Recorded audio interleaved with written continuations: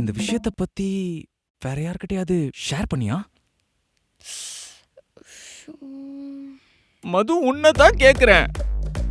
சாரிடா, நீ ஃபோன் எடுக்காத பதட்டத்துல என் ஃப்ரெண்டு காவ்யா கிட்ட மட்டும் சொல்லிட்டேன்.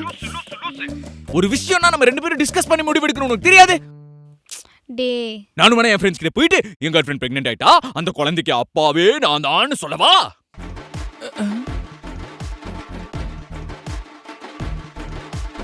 டேய் அண்ணா, உண்மையாவே ஒரு ஆக்சிடென்டா தான்டா நடந்துச்சு. ஏதோ தெரியாம எதிர்ச்சியா தானே நடந்துச்சு. டேய், நானே ஷாக்ல இருக்கேன். அமைதியா இருந்துட்டு பண்றதெல்லாம் பண்ணிட்டு தெரியாம நடந்துச்சுனா நான் கதையா உர்ற. டேய் அண்ணா, நீ என்ன நம்மளா எப்படிரா? நீ தான் எப்படியாவது அவட்ட பேசி புரிய வைக்கணும். டேய், நான் என்னடா பேசுவேன்? என்னால பேச முடியாது, படா. சரி, நான் வீட்ல பேசுற வரைக்குமாவது அவளை சும்மாவாது இருக்க சொல்லேன்டா.